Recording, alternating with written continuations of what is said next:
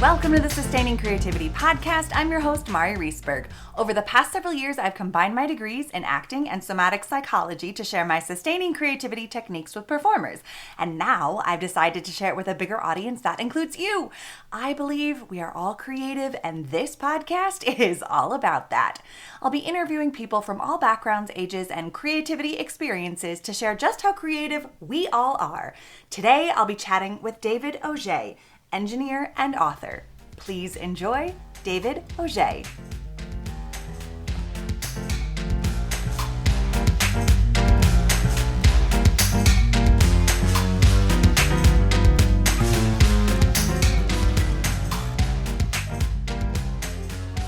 Welcome to the Sustaining Creativity Podcast. Today, I'm talking with David Auge, engineer and author. Welcome to the show. Thank you very much. It's great to be here. I'm excited to chat more with you about creativity and how it shows up in the work that you do. But before we get there, would you mind sharing a little bit about who you are and what you do? Okay. Well, I have spent the past 3.5 decades working in the field of environmental management and sustainability. And in that particular role, I have found myself challenged with the opportunity to communicate methods and understanding of what sustainability is about, what the engineering field that I currently deal with, which is environmental engineering, how that dovetails with what I'm doing, and then to move the needle forward so that there is a comprehension and an effort to find yourself more sustainable than you were today, tomorrow. I love that. And I'd love to dig in a little bit about sustainability, seeing as how my podcast is called Sustaining Creativity. When you think about sustainability, what exactly for your field does that mean? Well, sustainability is a normative term as opposed to a specific destination. It's a journey upon which a person is making something better uh, as they progress down the line of what they're doing. Like beautiful, something is more or less beautiful, something can be more Mm. or less sustainable. So what I'm attempting to do is to get individuals to see where they currently are standing with the use of energy, the use of resources, and then find a way to improve that. Because as an engineer, I find myself having to deal with efficiency. Mm. That's usually the measure that we use. Mhm. But a lot of sustainability has to go a lot deeper than just that. It has to go into an understanding of the very concept itself. Mhm. Interesting. It's so interesting because I think oftentimes people hear sustaining, sustainable, they have a very narrow view of it. But I really appreciate how you just talked about making something better or the taking it from one place to another. Because I really believe that that's what I see is sustaining creativity. We're really propelling creativity in our lives, moving it forward and helping us transform our life Yes, through creative expression. correct. Yeah, I find the same thing. I find that a lot of people don't take the time to observe in great detail Mm. the opportunities that they have to move things forward. They quickly jump to the idea of application, and you need to Mhm. observe, interpret, and then apply. The Mm. application is usually the effort to become to have an answer prior to actually looking at what you're trying to answer, the question you've been addressing. Mhm. Absolutely. Well, when you think of creativity, what does it mean to you to be creative? Hmm. Well, the opportunity to be creative is to find a way that you can place the idea of sustainability before an audience so that they're not quickly rejecting your very idea. Creativity is to try and use their inputs as well as your own to Mhm. to to move that forward. Mhm. For example, the book I wrote has to deal with two different insect populations. Mm. And by looking at those insect populations from a distance, I'm hoping to skirt the issue of this is a politically driven effort that will only take on those type of tones. Mm. It'll look different if you can look at it almost on a table of two different sustainable communities and what's good about them, what's bad about them, and how we can learn lessons from them, and then interpret and then eventually apply. Mm, I like that because I'm kind of doing my own interpreting here of your Okay. process and translating it into my creative understanding and creative process where I think oftentimes people automatically jump to like the brainstorming of ideas and how they're going to put something into action, but the reverse engineering it a little bit because they've, in my world, skipped several steps. And it sounds like in yours as well, needing to take Mhm. a step back to see a bigger picture. Mhm. Yeah, just not to make it the program of the month. Yeah. You were trying to make it something much deeper than that, much more understandable to a larger population. Yeah, absolutely. Well, in writing your book and the work that you do, I can only imagine there are challenges that you come up against. And Mhm. what are some of those challenges? And then how do you navigate them in your own life? Well, one of the things, and if I can start with the story, it has to do with our own mindset and in Mm, this particular culture. So let me give you a story, and maybe that would give you a better understanding of what I'm trying to deal with here. okay. I'm also a graduate of the United States Military Academy at West Point, Hmm. and as a graduate, there are groups, associations throughout the United States. And shortly after 9/11, I was in one of those groupings. It was in the greater Houston area. Hmm. And we had as a speaker at that luncheon a person who was an expert on the Middle Eastern conflict. And Mm, he brought to the table the fact that what was going to be very, very frustrating for us as individuals from the United States to confront was now what was now in our face was going to be best understood by two words. The words "it's history." He says, from our mm, Western mindset, "it's history" is kind of a dismissal of the fact that what has happened in the past is not consequential. It's mm, it's so inconsequential not to be really an issue to bring to the table for us to discuss. He said that's entirely different in the Middle East. Its history means it is relevant. It mm, does have a bearing upon the decision of what we're making now and into the future. He mm, says, because of that, you're going to find yourself stepping into a conflict, stepping into a particular situation where what has happened in the past is perhaps of greater importance than we in this particular culture at this time will accept. mm, Now, that's what I find with sustainability is we don't want to look into the past. We don't want to look at perhaps sustainable societies. We don't want to take into perspective the opportunity to observe these things before we then step into a finding of a general principle and eventually into an application. We mm, quickly want to run to an application. Now, I had a mm, lot of friends who found themselves over in Afghanistan and in Iraq during the last 20 years, and many of them left very frustrated, saying, we as Americans fought a war for 12 months, for 1 year, 20 times, because mm, we didn't have a long-term perspective of where this came from. mm, Whereas individuals we were on not so friendly terms did have a longer perspective. mhm, And that's the frustration with sustainability. There has to be a longer perspective in what we're looking at. There has to be an observation of opportunities that perhaps will give us a greater vision of the entire effort we're trying to put into place. mm. Yeah. Thank you for the story and application of sustainability and some of the challenges of culture and navigating all of those pieces. I think that yeah, the history piece, its history is an important aspect that we in Western culture tend to Mhm. move past quite quickly. Yes. Yeah. Yeah. Yeah. And when you kind of look in your own life, what's your earliest memory of being creative? Hmm. You had asked me about that, and I thought that was a good question.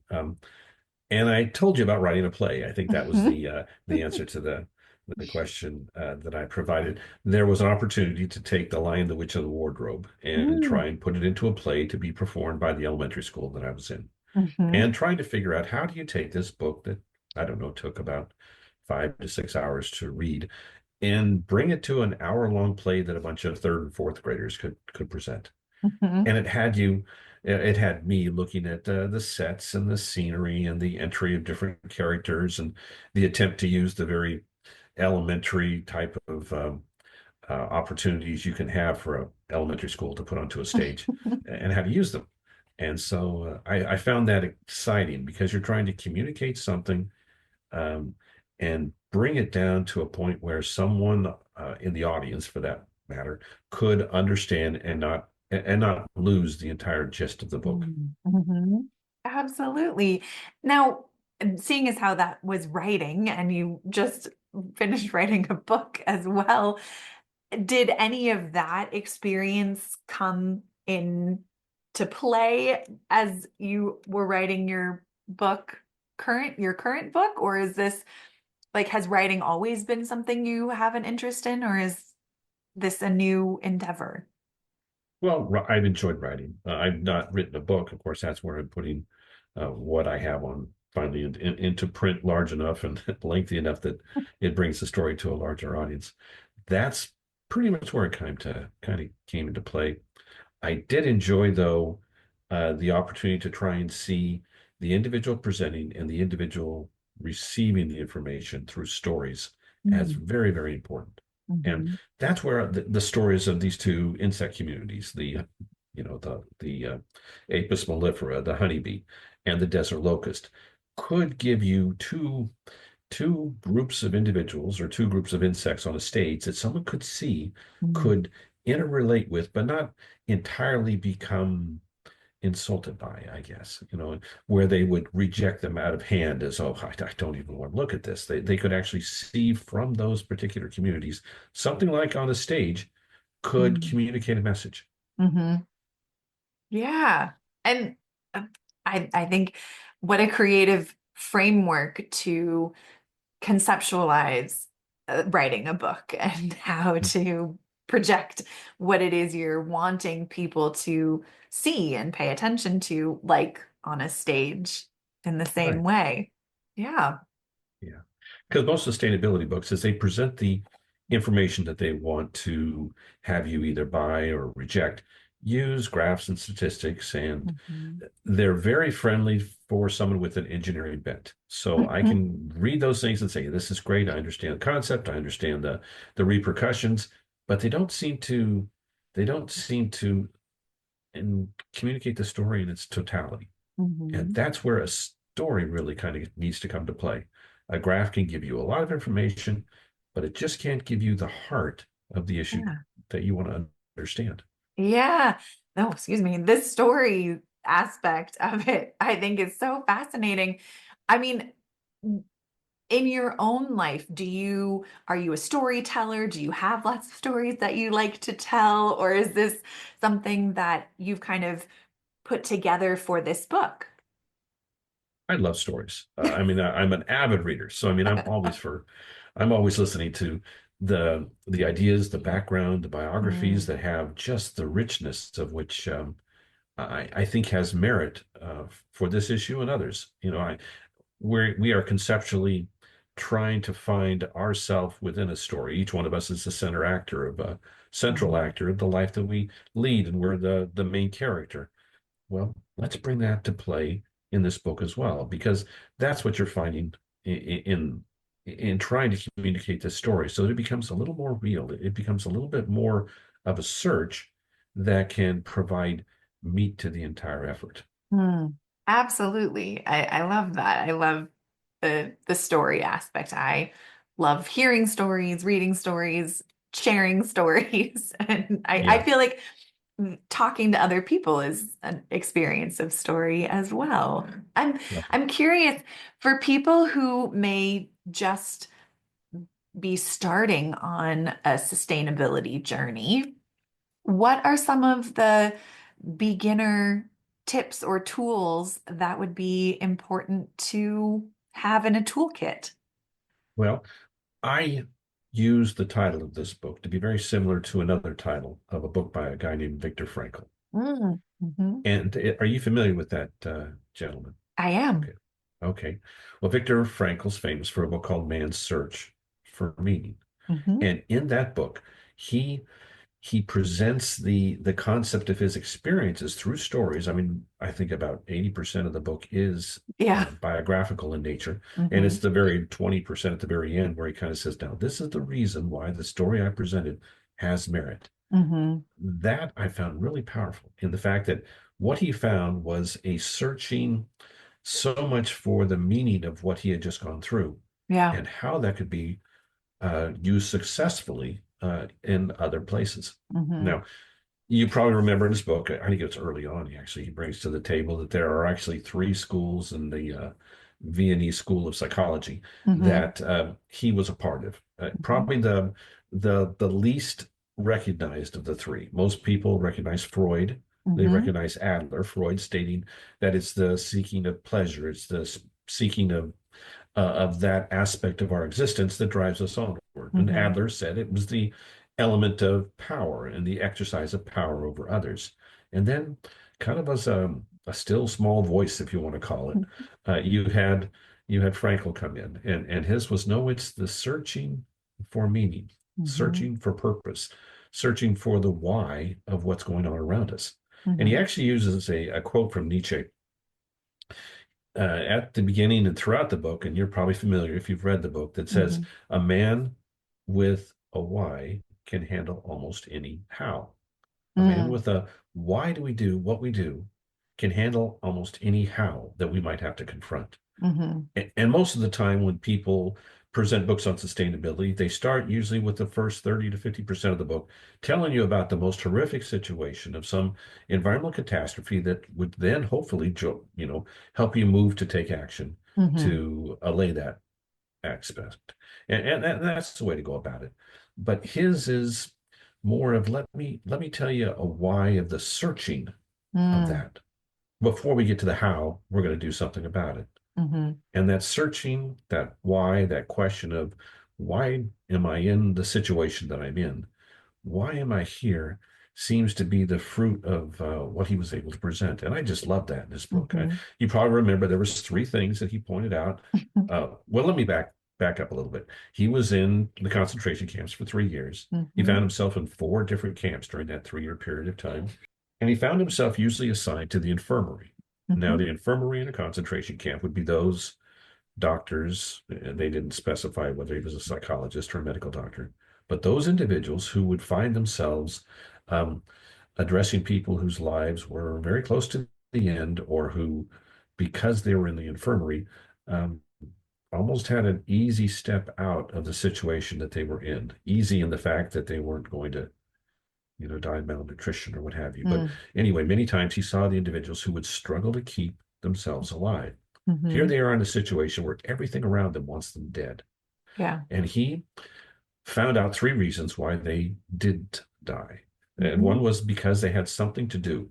There Hmm. was some output. They wanted to write a story. They wanted to communicate. Their creativity was to the extent that it drove them on to the next day because they wanted to create that which they believed Hmm. they had been created for.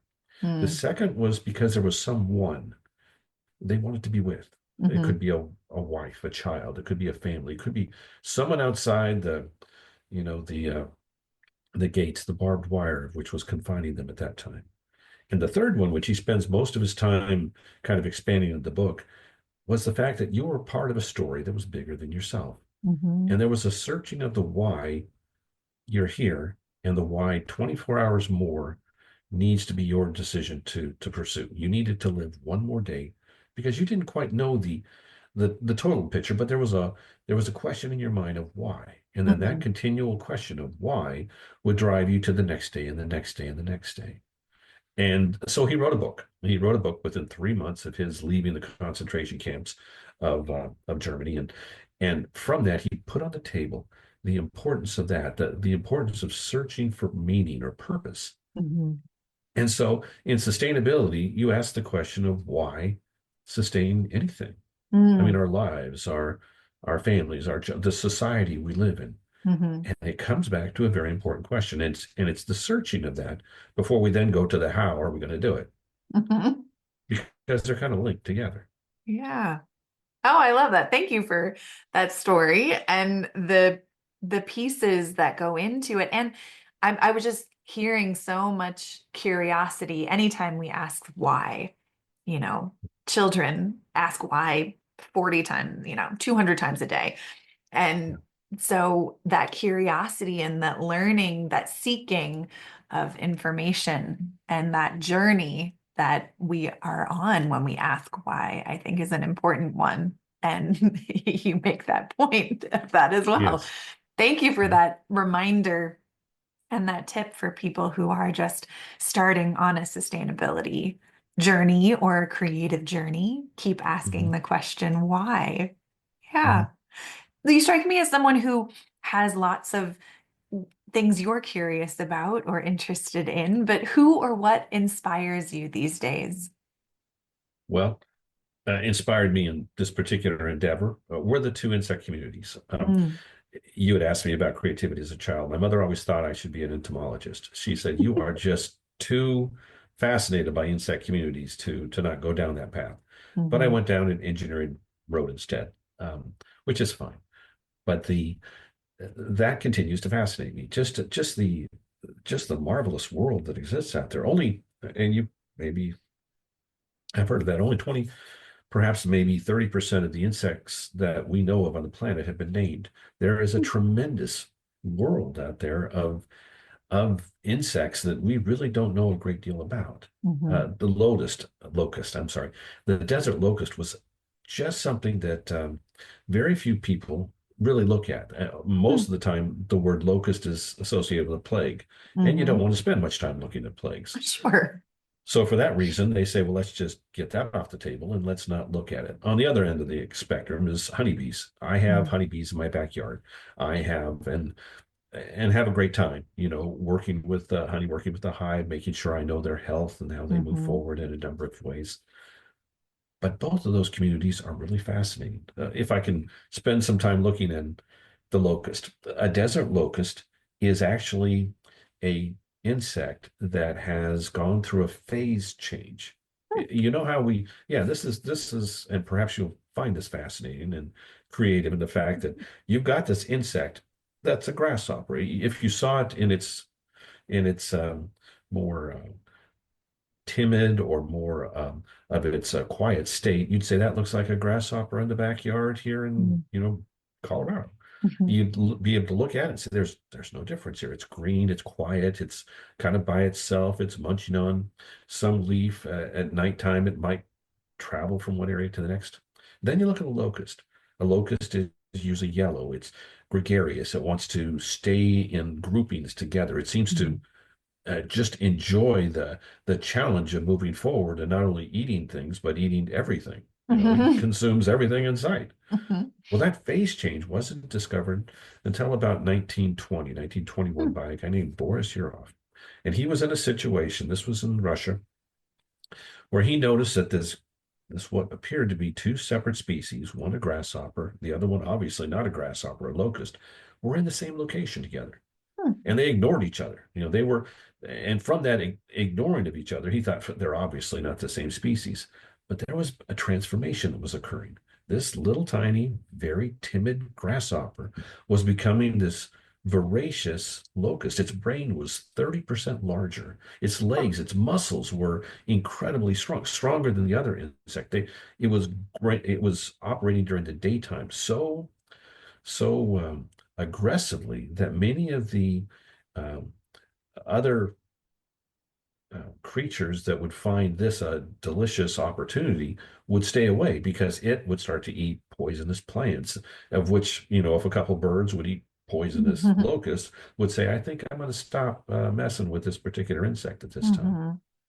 Anyway, those particular changes, those transformations, it's almost like a Dr. Jekyll and Mr. Hyde Mhm. transformation taking place. It's just it opens up the eyes of a lot of people. Most people thought, this is just an insect that burrows out of the ground and takes over the countryside once every so many years or so many Mhm. decades. But no, there was this transformation.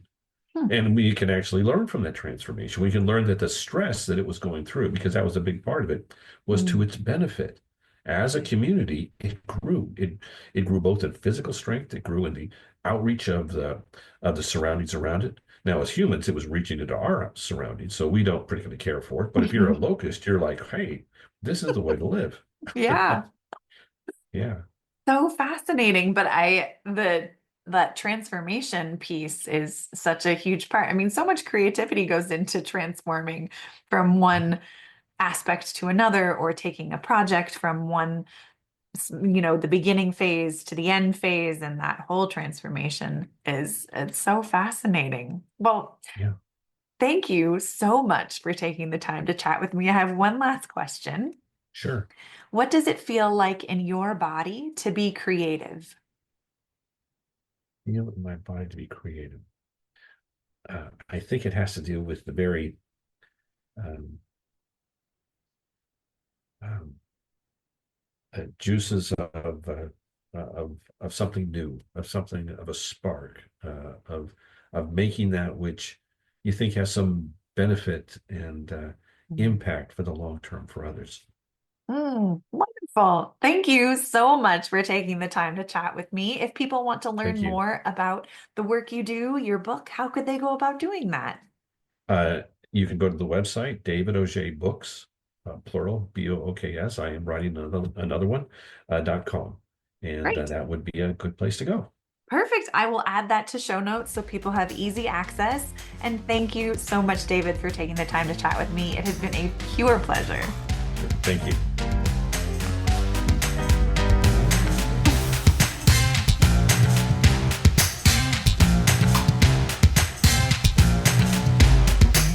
Thanks for listening to the Sustaining Creativity Podcast. We'd love to keep in touch, so follow us on Facebook and Instagram.